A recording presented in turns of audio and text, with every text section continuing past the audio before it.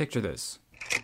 A new Italian restaurant just opened up down the street, and you're hungry. So you go in, sit down, and order the spaghetti carbonara. When the waiter brings it to you on a silver platter and you can see the beautiful presentation of the dish, you're immediately impressed, and you're no less impressed by how it tastes. Pasta cooked to al dente perfection, rich, creamy sauce with some black pepper, bacon bits, and a sprinkling of parsley on top. Interestingly, there is one extra ingredient you've never seen in carbonara before: a single olive. But you like how the saltiness of the olive tastes with the savory cream sauce. Once you finish, you decide to leave a positive review of the restaurant online. I've never had such delicious carbonara, you say, and the olive was a nice touch. Later that night, the chef reads your review and many others like it. Wow, I'm so glad that people liked my food, especially the olive. More and more people come flooding into the restaurant by the day, and eventually the chef thinks, I should start expanding my brand. However, he does some math and realizes that renovation, hiring more staff, buying ingredients, and advertising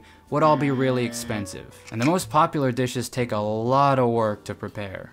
And so, the chef gets an idea. A few weeks later, you're passing by the same restaurant and decide to go in again. The place is significantly more packed than last time. You order the same thing as you did before, and it comes to you on the same silver platter, but when the waiter removes the lid, you see an unopened package of uncooked spaghetti, covered in Parmesan shavings, with a few strips of cold bacon, a wooden pepper grinder, a bundle of parsley, and a pile of olives. What does this have to do with anything? Well, this is the closest analogy I could think of for how Illumination Entertainment has essentially destroyed their own brand image. And that mishmash pile of bullshit is how I feel about their most recent movie, Despicable Me 4. The name doesn't even make sense anymore. You stop being evil after the first one. Now look, I don't think saying that this studio is dumb and stupid will be any sort of hot take, but you need to understand that this movie is a new low. I was kind of shocked, actually. The extent to which it was so transparently and obviously engineered to generate the widest appeal with minimal effort is flooring to me. First off, I feel like their animation has only gotten worse since the first Despicable Me in 2010. I hate it, especially on the big screen where every shitty detail is blown up times 10. There is never any interesting stylization. The textures are strangely smooth and the colors are so oversaturated all the time. It's so distracting. Why is it so bright? I have no idea why their movies have this look to them now, because Despicable Me Classic looked completely fine, and still does 14 years later. Especially with movies like Puss in Boots 2 and Spider-Verse 2 popping off left and right, you just can't keep doing this. You can't keep pumping out this samey, bare bones slop, Illumination. Just look at all these different stills from different Disney and Pixar movies. Now look at these different DreamWorks movies. Even some of the B-list studios like Blue Sky and Sony. The way the world looks should not just be incidental, because when you're animating, you can change any visual detail that you want. So now take a look at all these stills from different Illumination movies. Yeah, no, these are all from different movies. But whatever, I suppose that's more of a personal preference thing. I guess their singular animation style that never f***ing changes is just not for me. What I really have a problem with is how this movie is just a big steaming pile of nothing.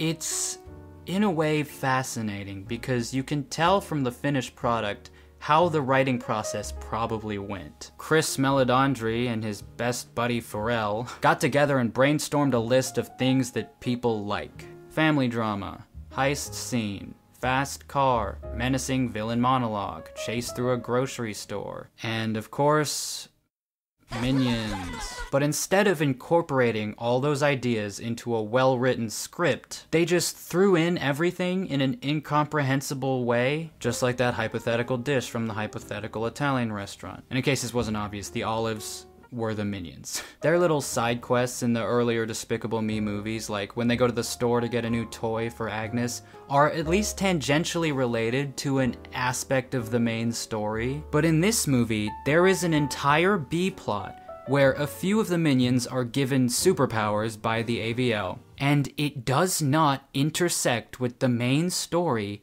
in any important way. They just dick around with their powers for a while. There's an entire montage of them, like, saving kittens and fucking stopping a train Spider-Man style. They're not, like, helping Gru to stop the main bad guy, which would make sense. They're literally just flipping us off and burning screen time for no reason. Yeah, I guess there's that one shot at the end after the bad guy's been defeated where the super minions come and, like, run him over. So never mind, that B-plot was totally justified. And that's not to mention the several other storylines that also go nowhere. The movie is about Gru and his family moving to a new neighborhood, which is a very common source of stress and uncertainty in real life. And they set up several potentially interesting conflicts for Lucy and the girls. The girls. Lucy tries to get a job and fails at that. Margot is nervous to go to a new school. Agnes doesn't want to hide her identity. But all of those subplots are rendered completely pointless by the fact that at the end of the movie, they move back home. I almost get the sense that they were going to tie all these plot lines together in a more satisfying way, but then someone ran to the writing room with a gun just as they were getting to, like, Act 3 and made them wrap it up. Because even the main plot, if you could even call it that, feels like it was cut off prematurely. Basically, a cockroach-themed supervillain threatens Gru's family, so he's trying to lay low. But then he meets this random girl who forces him to do a heist. So they do that, and everything goes to shit, and they almost get caught, but they do manage to get away in a flying car. And after they get back home, you'd think that the most logical reaction for Gru to have would be, "F*** off, I'm never talking to you again." Which is why I was very confused when they started acting all buddy all of a sudden. Random girl says, like, "Oh, thank you, Mr. Gru, that was really fun." And then Gru's like, "Not bad, kid. Not bad." Also, you already did the whole grumpy old guy finds a young person to care about thing in the first movie, so now it just seems out of left field. But let's just see where it goes. I mean, maybe it'll pay off later. Man, I sure do hope this pays off later. So the old lady who they heisted from tracks down Gru's family and attacks them with her monster wheelchair of death. But she also has no real satisfying defeat or anything. They literally just, like, knock her into a corner and then forget about her to go fight the main villain. It's so weird. Again, like someone forced them at gunpoint to just end the scene. Come to think of it, this just seems like a random thing that they threw in because it makes for an interesting shot in a trailer. That's a good way to rationalize all the random shit in this movie. They made the trailer first, and then reverse engineered a movie around that random series of shots. Did you want to know who this lady was and why she's chasing Lucy through a grocery store? Well, Lucy messed up her hair earlier, and she's mad about that. Do you want to know what happens after she escapes? Nothing. We never see her again. This shot of Gru driving a super cool car super fast, turns out this is just a shot from the opening credits, where he's literally just driving to the place where the actual first scene happens. I don't even know why. It's not like Gru has ever been established as the kind of guy to pull up to the function in a Bugatti. What color is your shrink ray? Anyway, Cockroach Man comes to and kidnaps Gru's infant son, which you'll recall is very similar to what Vector did in the original movie, and Balthazar Brat in the third movie. Man, those girls really can't catch a break. But this time it's a baby. A baby who, up until this point, has basically just been a source of slapstick as he fucks with Gru and, you know, does what you'd expect a baby in a cartoon to do. Obviously, Gru still goes after him because he's his child, but it doesn't feel quite as villainous as Vector stealing the girls, whom Gru had formed meaningful connections with. This guy has not shown any likable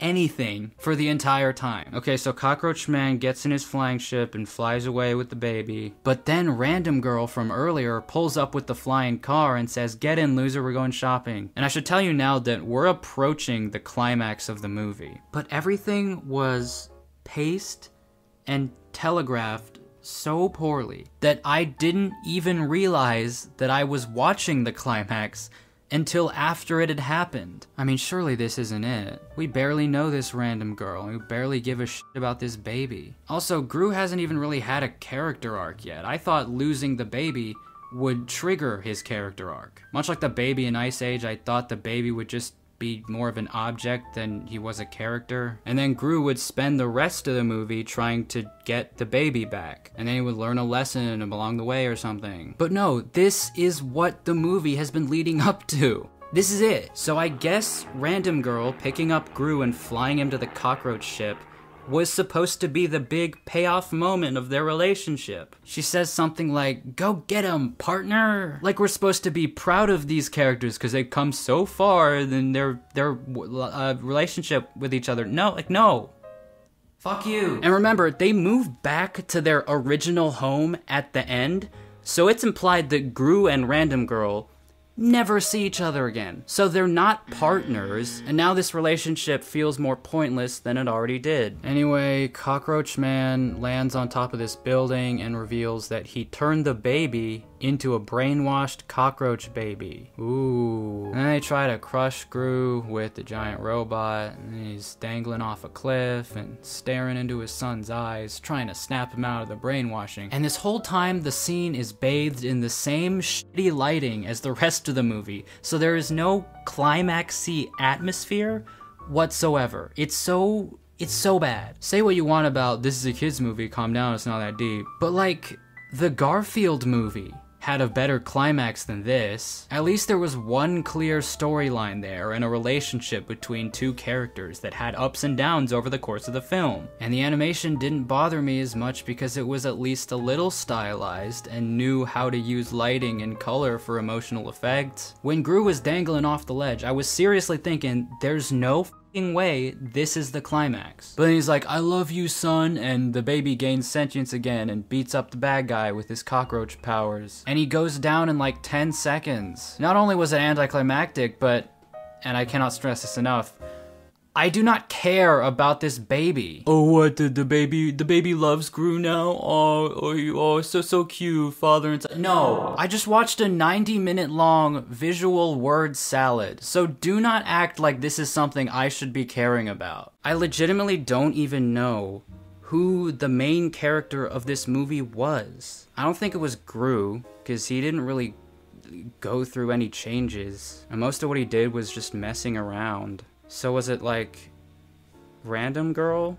Maybe? No, because she just disappears for the climax. Was it Cockroach Man? No, that wouldn't make any sense. Was it the baby? I mean, that's kinda what the climax implies. Was the movie about this dumb shit baby the whole time? You heard it here first, folks. The only way your baby will like you is if you almost die. But I haven't even gotten to the best part yet. Do you want to know how this movie ends? Do you want to know? It is a full scene where all the characters get together and sing "Everybody Wants to Rule the World." They sing the song. They just sing for 2 minutes. It's not like there's any choreography.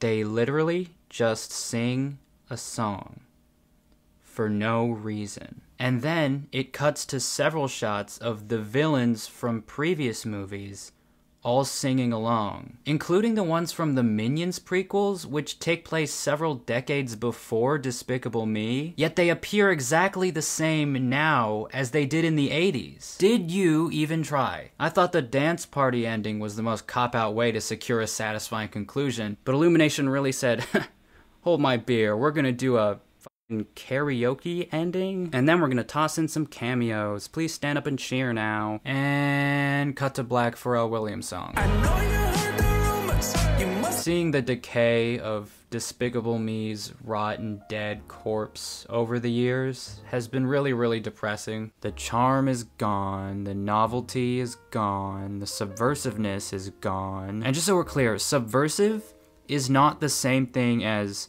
new. The original Despicable Me, when it came out, was new and subversive, because obviously it was the first in the franchise. And it gave us an unconventional protagonist who went from a villain to a hero, and an unconventional villain who doesn't look the part, per se, but still manages to be the best antagonist in any Despicable Me thing, because of how the rivalry between him and Gru just sort of festers over the course of the movie. It leads to this scene where Gru finally finds the determination to take down Vector, not for petty reasons, but because he messed with his family. Now we're at a point where the movies are no longer subversive, they're just new. Have I ever seen a cockroach-themed villain in a movie? No, this would be a first. But that doesn't mean it's interesting. He just feels more like an annoying cockroach than a villain. He sure talks a big game, but then the only 2 times that he confronts Gru in this movie, he loses. This movie has no value. It's just a series of pathetic, desperate attempts to keep what little relevance this franchise has left. The Minion stuff, the quirky, relatable karaoke number, the stupid cameos from characters whose movies only came out like 2 years ago, the Pharrell song, which I did like, you did your best with what you were given. But this movie was not about the thrill of the double life. What was the double part? And where was the thrill? The movie's literally about them living normal lives. The trouble comes and finds them. Don't you see that everything is on the line? So I'm sorry, but you have to choose a side. What are the sides? What are you talking about? Just go write Happy 2 or something. Illumination had 1 hit, but has never been able to replicate it since, and I can't figure out why. Did Chris just fire and replace everybody after Despicable Me because they asked for a raise or something? Where did the funny go? Ah! Curse you, tiny toilet! What happened to those people? Surely there's someone working over there with like an actual passion for storytelling and film. But until that person assassinates Mr. Meledandri and takes over the studio, I think I'm gonna sit out on Illumination movies for the foreseeable future. I no longer have a shred of faith that I'll be pleasantly surprised. 3 out of 10. Bordering on a 2. Anyway, if you don't subscribe, I'll turn your baby into a cockroach. Bye.